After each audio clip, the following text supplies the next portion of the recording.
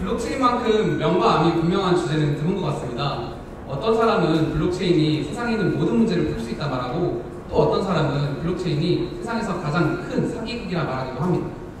저희는 이러한 일이 나타나는 원인이 블록체인에 대한 이해가 부족했기 때문이라 생각합니다.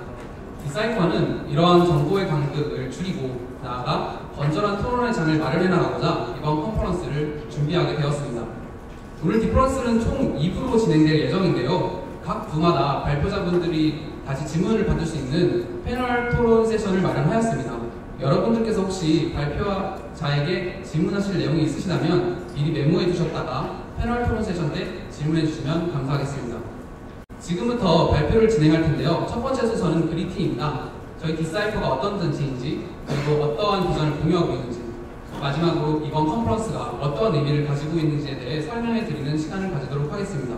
디사이퍼의 문건기 부회장을 무대 앞으로 모셔 발표를 청해 듣도록 하겠습니다. 박수로 맞아주세요.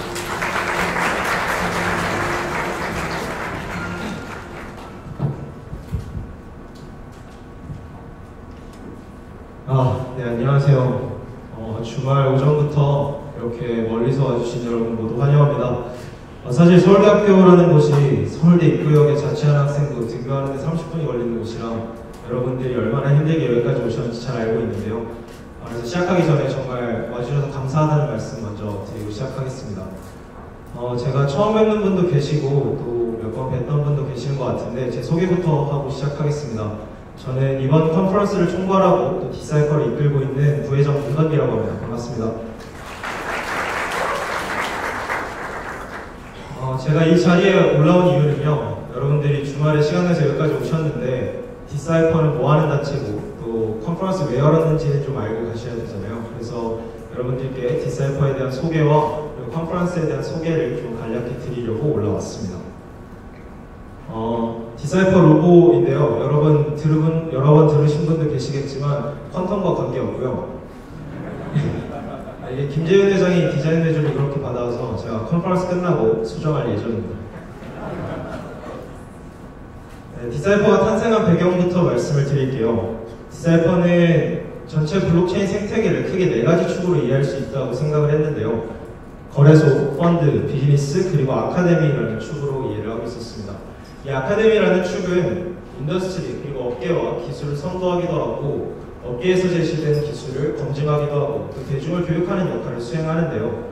해외에서는 이런 버클리, MIT, 코넬과 같은 대학이 이러한 역할을 수행하고 있는 반면 한국에서는 비즈니스, 익스체인지, 그리고 펀드에서는 글로벌하게 네로라는 플레이어들이 등장하고 있지만 아직 아카데미라는 축을 담당하는 플레이어가 없다고 생각을 했었습니다.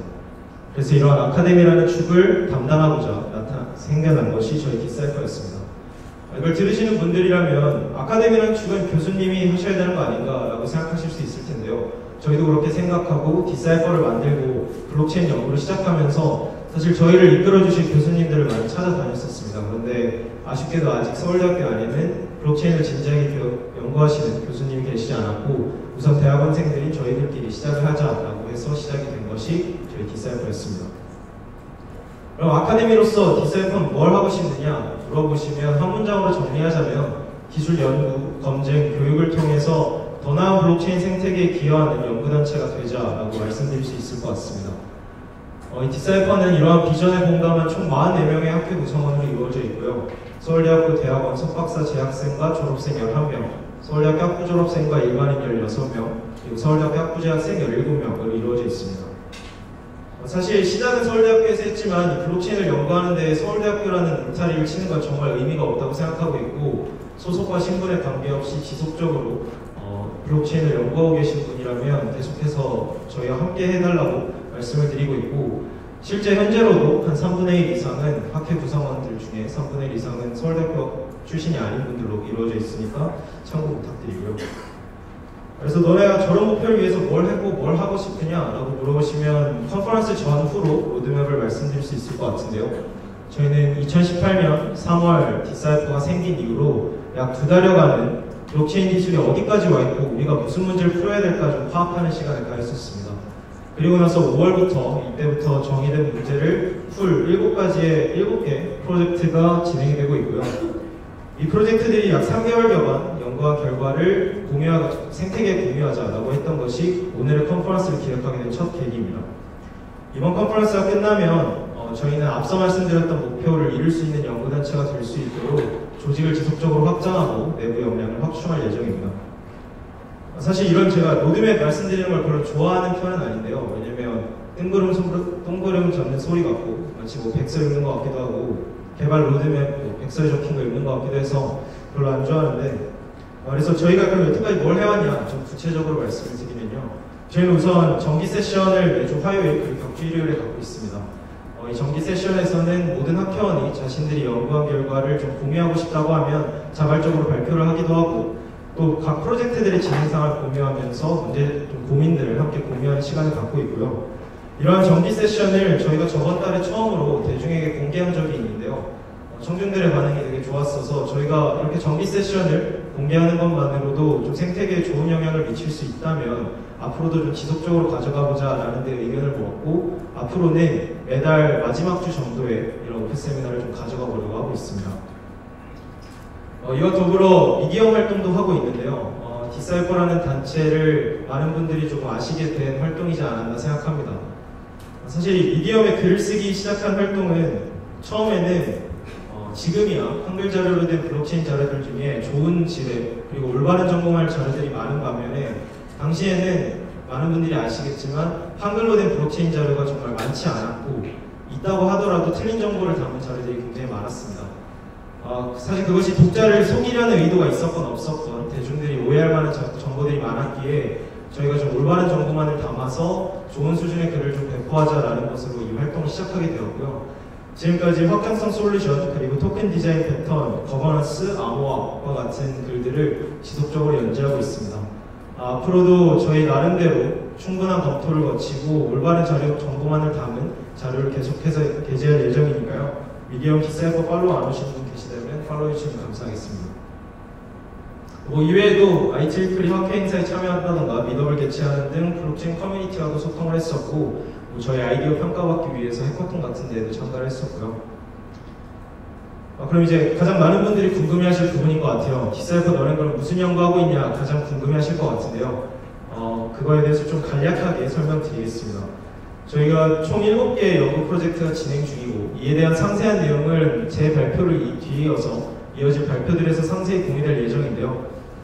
저희는 총 6개의 아젠다로 7개의 프로젝트가 진행 중이며 좀 스펙트럼은 넓은 편입니다. 저희가 이러한 스펙트럼을 꼭 다뤄야 된다고 학회원들에게 말했던 것은 아니고 각자 원했던 주제를 가지고 팀을 결성해서 연구하고 있는데요. 여기 보시다시피 로우 레벨인 블록체인 코어부터 굉장히 하이 레벨인 블록체인 유스 케이스까지 많은 아젠다를 다루고 있습니다. 좀 자세히 살펴보면요. 첫 번째 블록체인 코어 팀은 현재 마이크로 페이먼트에 쓰일 수 있는 어떤 수단으로서의 블록체인 엔진을 개발하는 데 집중하고 있습니다. 사실 이 팀은 블록체인이 그냥 성능을 올리기 위한 블록체인 코어 개발은 좀 의미가 없다고 생각을 했던 팀인데요. 우리 블록체인을 공부하다 보면 블록체인의 성능을 높여야겠다고 말하고 열심히 성능을 높이는데 그래서 블록체인 성능 높여서 무슨 어디다 쓰려는 거지 라는 좀 방향성을 잃게 마련인 것 같아요. 그래서 마이크로 페이먼트 전용의 블록체인을 개발하고 있는데 사실 이 팀이 처음부터 이런 코어 엔진을 개발했던 것은 아니고요. 처음에는 가상머신을 전공하는 박사생 중심으로 EVM이 블록체인의 퍼포먼스에서 얼마나 반복 현상을 낼까 이런 것들을 좀 연구하던 팀이었는데 사실 연구하다 보니 이게 가상머신까지 가지 않더라도 네트워크 프로퍼게이션이나 스토리지 또는 계산의 영역에서 그러한 레이어에서 이미 반복 현상이 워낙 크기에 아직 가상머신을 다룰 때가 아니다 생각해서 지금은 이렇게 방향을 선회하고 개발하고 있습니다.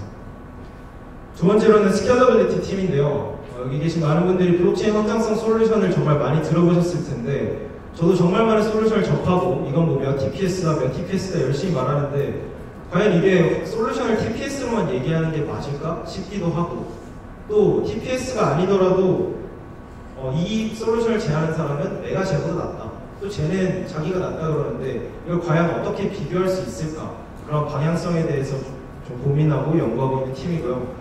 여러 확장성 솔루션들을 각각의 분류로 분류해서 좀 동일선상에서 비교해보는 시도를 하고 있는 팀입니다. 세 번째는 스마트 컨트랙트 팀인데요. 이 팀은 업그레이드 가능한 스마트 컨트랙트 프레임워크를 어떻게 설계할 수 있을까라는 방향성으로 연구하고 있는 팀입니다. 이 팀은 스마트 컨트랙트가 사실 업그레이드 되지 않고 한번 배포되고 나면 더 이상 코드를 수정할 수 없다는 점이 이 스마트 컨트랙트의 신뢰 비용을 줄여주는 획기적인 특성이라고 생각하면서도 사실 이 스마트 컨트랙트를 현실에 적용하려고 하면 이러한 특성이 굉장히 불편함을 많이 이야기하거든요. 그래서 과연 어떻게 하면 블록체인 땅에서 스마트 컨트랙트를 업그레이드 가능하게 안전하고 효율적으로 짤 수 있을까에 대한 그런 프레임워크를 좀 설계하고 연구하고 있는 팀입니다.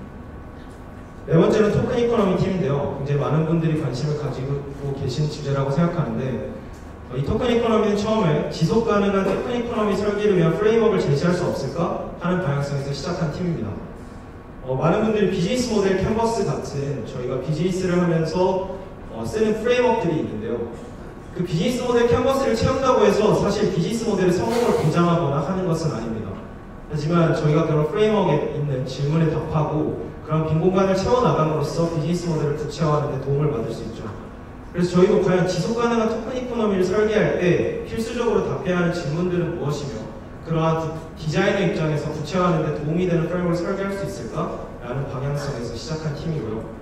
그래서 모든 학회원들이 지금까지 나와 있는 시도들, 토큰 디자인 패턴들을 전부 분석하고 분류하는 작업을 거쳤고 그런데 이를 일반화하는 과정에서 좀 난항을 겪다가 최근에는 경제학의 메커니즘 디자인이라는 분야에서 힌트를 얻어서 토큰 모델을 디자인하는 프로세스를 좀 정립하는 데 시간을 많이 쓰고 있는 팀입니다.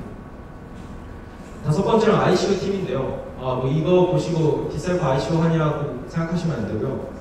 이 ICO 팀은 처음 비탈릭이 제시했던 탭드 다이코라는 모델에 집중을 했었습니다. 이 탭드 다이코가 이루고자 하는 이상이 굉장히 좋다고 생각했고 연구하였지만 사실 비탈릭이 제시한 다이코는 현실의 문제를 해결하기에는 굉장히 한계점이 많고 적용되기 힘듭니다. 그래서 다이코보다 더 나은 거버넌스가 있지 않을까? 어떻게 하면 그런 거버넌스를 설계할 수 있을까를 고민하고 있는 팀이고 이후로 그런 거버넌스를 모델링하기 위해서 필요한 ICO의 본질 개념 정의라던가 또 투자자의 권리를 보호할 수 있는 다른 장치인 규제 동향 분석 등을 여러 개 병렬적으로 연구하고 있는 팀이라고 이해해 주시면 될 것 같습니다. 여섯 번째는 블록체인 유스케이스 팀인데요. 아까도 잠깐 말씀드렸지만 이 블록체인을 연구하다 보면 이게 그럼 블록체인 TPS 높이면 도대체 현실에 어디다 쓰는 거지? 우리 TPS를 다 높여서 10,000TPS가 되면 어디다 쓰는 거지? 하는 방향성에 대한 연구는 좀 부족하다는 생각이 들었고 우리가 해답을 찾을 수는 없겠지만 그래도 블록체인이 잘 적용될 만한 도메인을 탐색해보자 라고 하는 방향성을 가지고 연구하고 있는 팀입니다. 지금은 우선은 IoT에 나온 센서 데이터를 사후에 위변조를 검증할 수 있는 서드파티 솔루션을 블록체인을 활용해서 개발하는 것을 목표로 하고 있고 이후에도 오늘 발표를 통해서도 좀 공유될 예정입니다.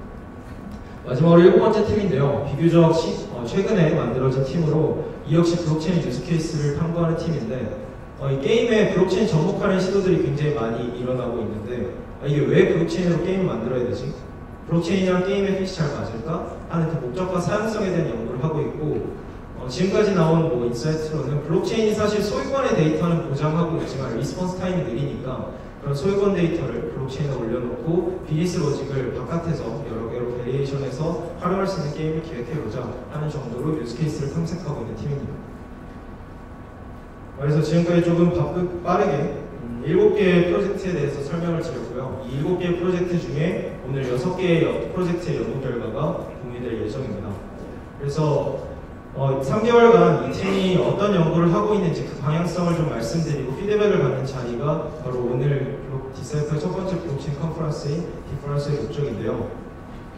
제가 그리고 디사이퍼가 컨퍼런스를 조직하고 준비하면서 가장 신경 썼던 목적이 무엇인지에 대해서 좀 마지막으로 말씀을 드리고 내려가도록 하겠습니다.